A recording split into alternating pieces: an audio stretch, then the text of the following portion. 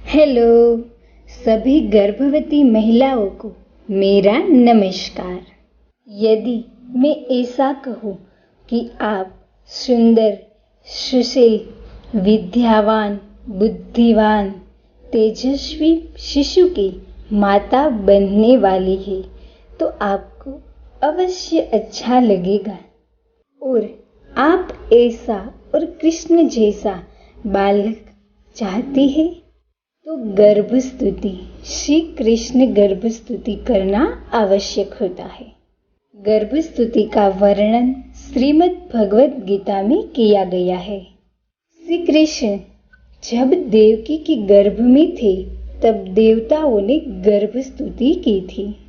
गर्भस्तुति करने से बालक प्रसन्न होता है और उसमें श्री कृष्ण जैसे गुण भी आते हैं। हमारे गर्भस्तुति करने के लिए भगवान तो स्वयं नहीं आएंगे, परंतु हर शिशु की माता ही उसके भगवान होते हैं। इसलिए हर माता को अपने बालक के लिए गर्भस्तुति करनी चाहिए, जिससे बालक गर्भ में प्रसन्न हो, श्री कृष्ण की तरह। एक दिन देवताओं ने कंस के कारागार में आकर स्तुति की है। वो गर्भस्तुति के नाम से विख्यात है। परीक्षित, भगवान शंकर और ब्रह्मा जी कंस के कैद खाने में आए। उनके साथ नारद आदि ऋषि भी थे।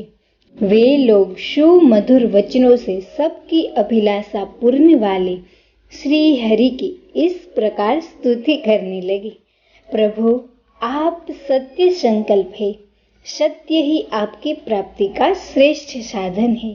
सृष्टि के पूर्व, प्रलय के पश्चात और संसार की स्थिति के समय इन असत्य अवस्थाओं में भी आप सत्य है। पृथ्वी, जल, तेज, वायु और आकाश, इन 5 दृश्यमान सत्यों के आप ही कारण है और उनमें अंतर्यामी रूप से विराजमान भी है। आप इस दृश्यमान जगत के परमार्थ स्वरूप है। आप ही मधुर वाणी और समदर्शन के प्रवर्तक है। भगवान, आप बस सत्य स्वरूप ही है। हम सब आपकी शरण में आए हैं। इस संसार रूप वृक्ष की उत्पत्ति के आधार एकमात्र आप ही है। आप में ही इसका प्रलय होता है और आपके ही अनुग्रह के इसकी रक्षा भी होती है। जिनका चित्त आपकी माया से आवृत हो रहा है, इस सत्य को समझने की शक्ति खो बैठा है। वे ही उत्पत्ति, स्थिति और प्रलय करने वाले ब्रह्मादि देवताओं को अनेक देखते हैं। तत्वज्ञानी पुरुष तो सबके रूप में केवल आपका ही दर्शन करते हैं। आप ज्ञान स्वरूप आत्मा है प्रभु। चराचर जगत के कल्याण के लिए ही अनेक रूप धारण करते हैं। वे रूप विशुद्ध, अप्राकृत, सत्यमय होते हैं और संत पुरुषों को बहुत सुख देते हैं। साथ ही दुष्टों को उनकी दुष्टता का दंड भी देते हैं। उनके लिए अमंगलमय भी होते हैं। प्रभु, कमल के समान कोमल, अनुग्रह भरे नेत्रों वाले प्रभु, कुछ बिरले लोग ही आपके समस्त पदार्थ और प्राणियों के आश्रय स्वरूप रूप में पूर्ण एकाग्रता से अपना चित्त लगा पाते हैं और आपकी चरण कमल रूपी जहाज का आश्रय लेकर इस संसार सागर को बछड़े के खूर के गड्ढे के समान अनायास ही पार कर जाते हैं। क्यों न हो, अब तक के संतों ने इसी जहाज से संसार सागर को पार जो किया है। परम प्रकाश स्वरूप परमात्मन, आपके भक्तजन सारे जगत के निष्कपट प्रेमी, सच्चे हितैषी होते हैं। वे स्वयं तो इस भयंकर और कष्ट से पार करने योग्य संसार सागर को पार ही कर जाते हैं, किंतु औरों के कल्याण के लिए भी वे यहाँ आपके चरण कमलों की नौका स्थापित कर जाते हैं। वास्तव में सत्य पुरुषों पर आपकी महान कृपा है भगवान। उनके लिए आप अनुग्रह स्वरूप ही है। कमल नयन, जो लोग आपके चरण कमलों की शरण नहीं लेते तथा आपके प्रति भक्त भाव से रहित होने के कारण जिनकी बुद्धि भी शुद्ध नहीं है, वे अपने को झूठ मूठ मुक्त मानते हैं। वास्तव में तो वे बद्ध ही है। वे यदि बड़ी तपस्या और साधना का कष्ट उठाकर किसी प्रकार ऊंचे से ऊंचे पद पर भी पहुंच जाए ना, तो भी वहां से नीचे गिर जाते हैं। परंतु भगवान, जो आपके अपने निज जन हैं, जिन्होंने आपके चरणों में अपनी सच्ची प्रीति छोड़ रखी है, वे कभी उन ज्ञानाभिमानियों की भांति अपने साधन मार्ग से गिरते नहीं। प्रभु, वे बड़े बड़े विघ्न डालने वालों की सेना के सरदारों के सर पर पैर रखकर निर्भय विचरते हैं। कोई भी विघ्न उनके मार्ग में रुकावट नहीं डाल सकती, क्योंकि उनके रक्षक आप जो हो। आप संसार की स्थिति के लिए समस्त देहधारियों को परम कल्याण प्रदान करने वाला विशुद्ध सत्यमय सच्चिदानंदमय परम दिव्य मंगल विग्रह प्रकट करते हैं। उस रूप के प्रकट होने ही आपके भक्त वेद, कर्मकांड, अष्टांग योग, तपस्या और समाधि के द्वारा आपकी आराधना करेंगे। प्रभु, आप सबके विधाता है।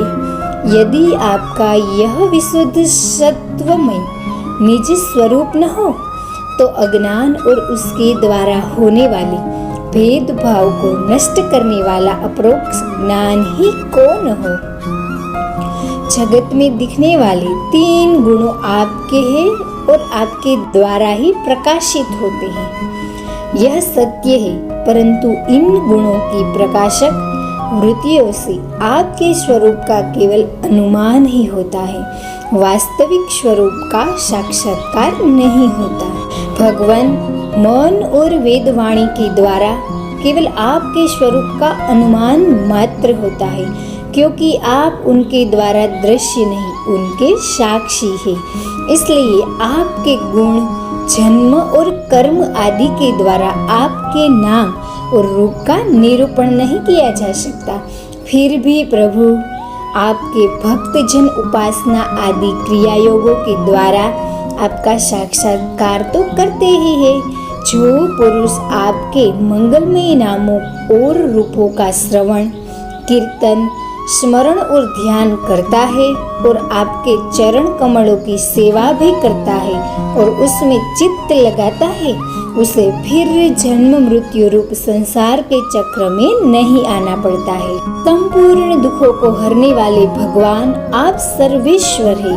यह पृथ्वी तो आपका चरण कमल ही है। आपके अवतार से इसका भार दूर हो गया। धन्य है प्रभु, हमारे लिए यह बड़ी सौभाग्य की बात है कि हम लोग आपके सुंदर सुंदर चिन्हों से युक्त चरण कमलों के द्वारा विभूषित पृथ्वी को देखेंगे और स्वर्ग लोक को भी आपकी कृपा से कृतार्थ देखेंगे। प्रभु, आप अजन्मा है। यदि आपके जन्म के कारण के संबंध में हम कोई तर्क न करें, तो यही कह सकते हैं कि यह आपकी लीला विनोद है। ऐसा कहने का कारण यह है कि आप तो द्वैत के लेश से रहित है और इस जगत की उत्पत्ति, स्थिति तथा प्रलय अज्ञान के द्वारा आप में ही आरोपित है।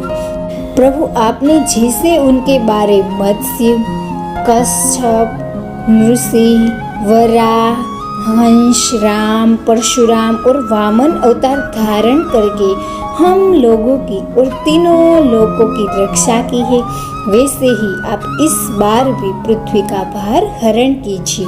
यदुनंदन, हम आपके चरणों में वंदना करते हैं। देवकी जी को संबोधित करके माता जी, यह बड़े सौभाग्य की बात है कि आपके कोख में हम सबका कल्याण करने के लिए स्वयं भगवान पुरुषोत्तम अपने ज्ञान बल आदि अंशों के साथ पधारे हैं। आप कंस से तनिक भी मत डरिए, अब तो वह कुछ ही दिनों का मेहमान है। आपका पुत्र यदुवंश की रक्षा करेगा। अस्तु। इस गर्भ स्तुति को बार बार सुनिए। गर्भ स्तुति सुनने से हमारा बालक सुंदर, सुशील और कृष्ण जैसा मनमोहक बनता है और वो हमारे गर्भ में प्रसन्न होता है। इस गर्भ स्तुति का वर्णन खुद देवताओं ने आके किया था, तो हमें भी करना चाहिए। जय श्री कृष्ण।